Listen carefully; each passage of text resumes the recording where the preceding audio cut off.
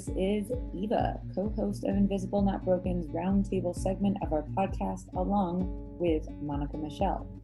Today you'll be listening to part 3 of our discussion with Jessie Ace, a fellow podcaster, MS warrior, advocate, and multi-passionate entrepreneur. In this last part of our conversation, Monica and I continue to talk with Jessie about some personal stuff, like our experience with Zoom life socializing, like Zoom happy hours and game nights, and even Seders for my fellow Jews, followed by even more recommendations for things like TV shows, movies, and games to enjoy while we're all in this quarantine phase. Woohoo. As always, all recommendations will be in the show notes for this episode on invisiblenotbroken.com. Once again, I want to make sure that all of you check out our new and official Invisible Not Broken Facebook group. Please join us in our community conversations where you can ask questions, connect with fellow Invisible Illness peers, and make suggestions for the podcast, like whether or not you end up liking this idea of splitting up our episodes into shorter segments. Visit facebook.com/groups/invisiblenotbroken. Also, this link will be in the show notes. Now, without further ado, one last time, at least for this roundtable discussion, please enjoy some chill time with Monica, myself, and the lovely and talented Jessie Ace.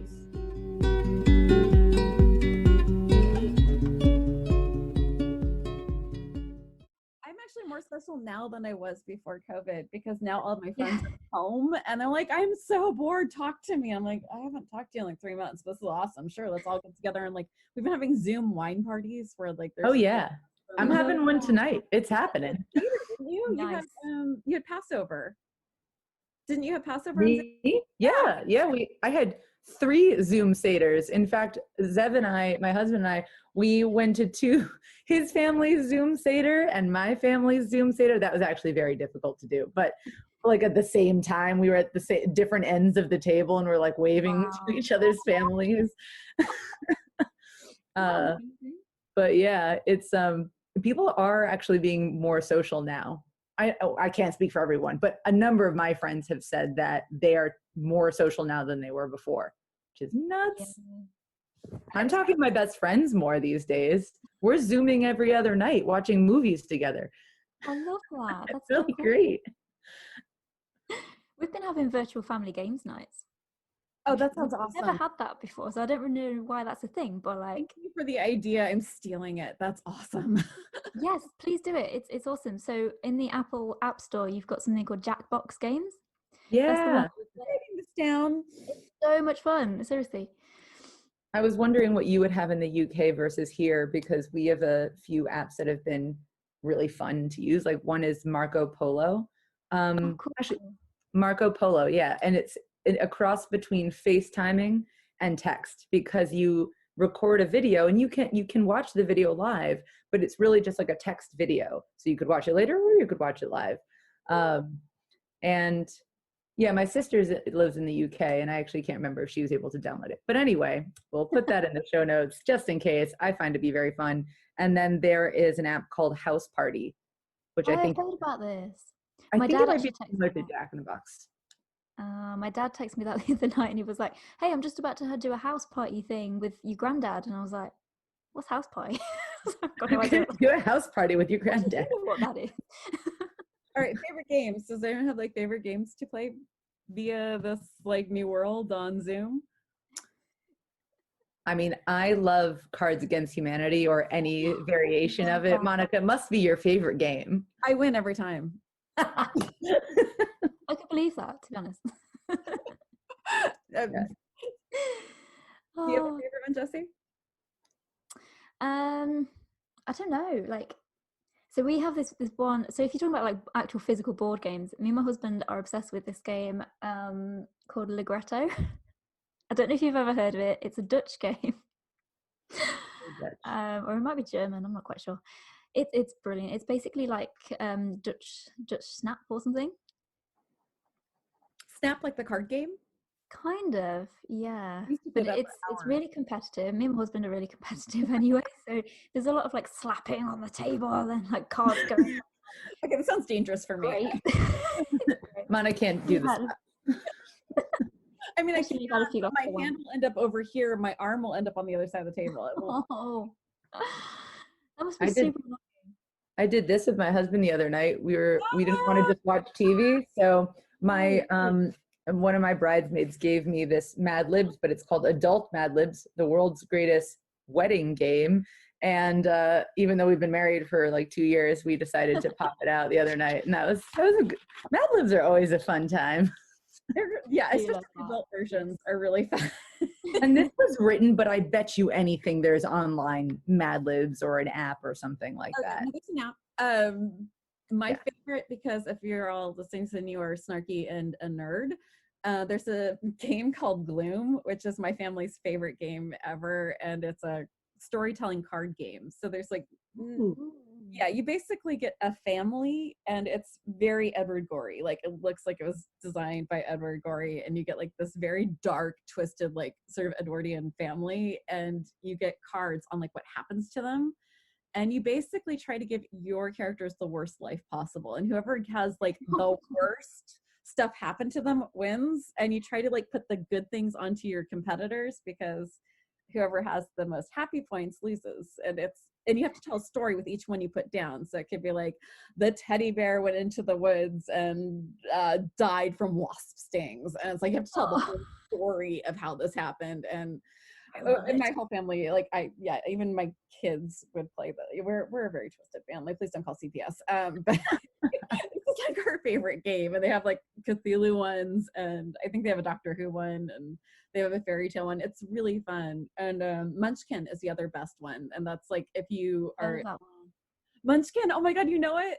Yeah, my brother I think he tried to give me that one, and then you know when you get he's a gamer.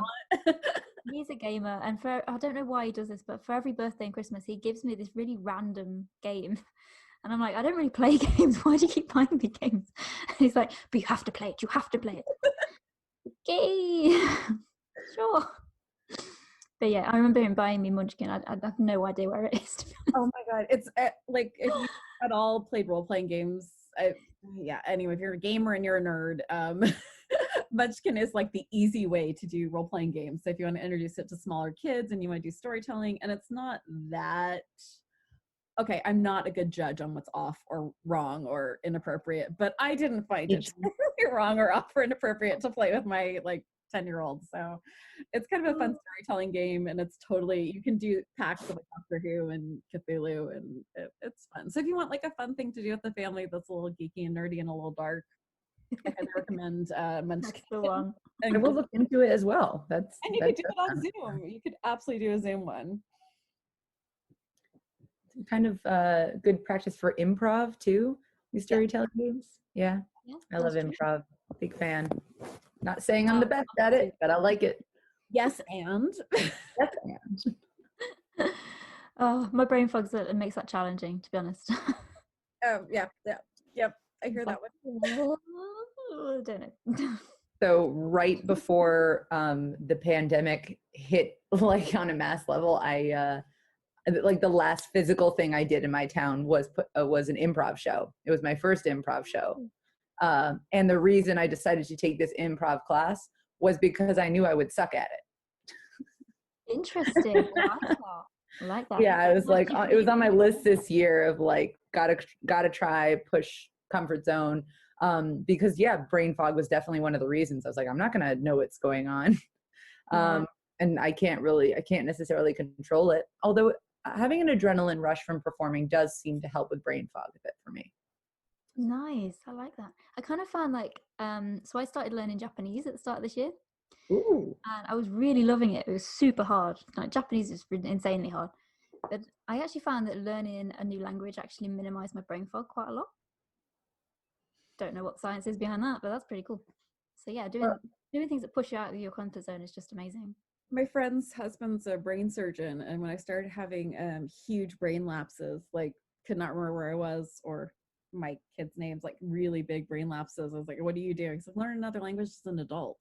It actually changes the neural pathways because you are changing where your tongue position is. So it's like a physical thing, and then it's a memory thing. Like it actually accesses most of the points of the brain. So that's one of the big things that he recommended for brain issues, was just learning a different language as an adult. So yay, Duolingo.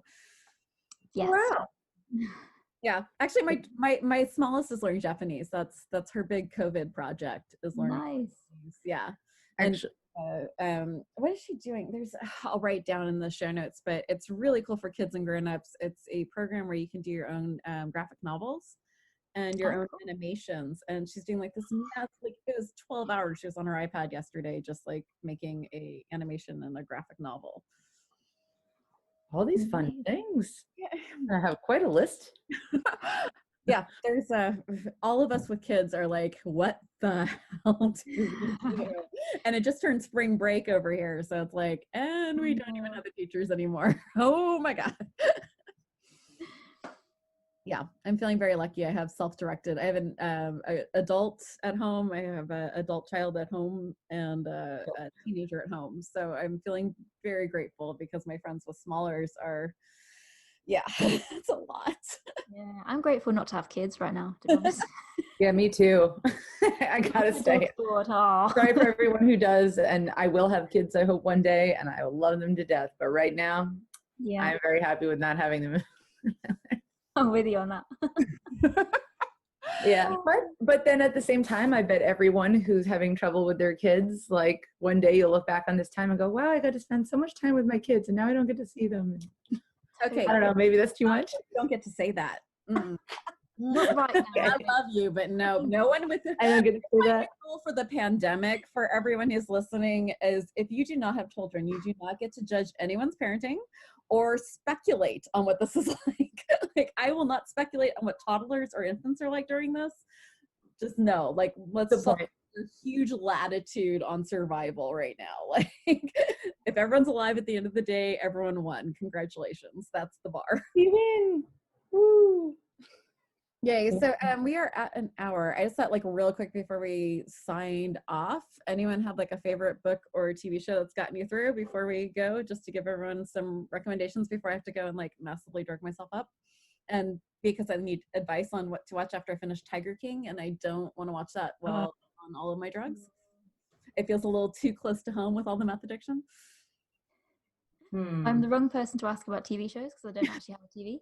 Oh, clever. I watched a really good film the other night though on Amazon, which was The Upside. So I have not heard. I'm writing it down. I don't know if we get it here in the US, because a lot of what you guys get, we have to wait like 6 months to get, which drives me nuts, because I love British TV. I'm obsessed. I raised my kids on Red Dwarf and Blackadder. Which absolutely both my children. They like Blackadder, they'll like Mr. Bean. I don't like Mr. Bean. Completely different, but like Mr. Bean's awesome. Too much. Mr. Bean is too much. No, I really love I'm a history nerd. I actually run a second podcast for kids on history. Nice. And yeah, a quick plug. I can't believe that happened. We're doing a whole season on the history of robots. So I loved like all the stuff that I knew in history being shown through a very goofy, different side. So I'm not a big fan of like the physical comedy stuff, like the Benny Hill Show. Mr. Bean. Yeah, that's not my thing. You love horrible history. Python walks the line for me. Like, I love Holy Grail. That's about it. And the Ted Branch, that is comedy genius, but everything else is kind of like, yeah. So what's The Upside? So The Upside is Bryan Cranston. Yes. Yeah. Drugs. Drugs. Basically, yeah, drugs. Christ.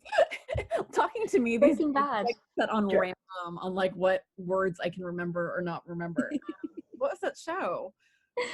Breaking Bad. Thank you. Yes. Yes. I love that show. That was amazing.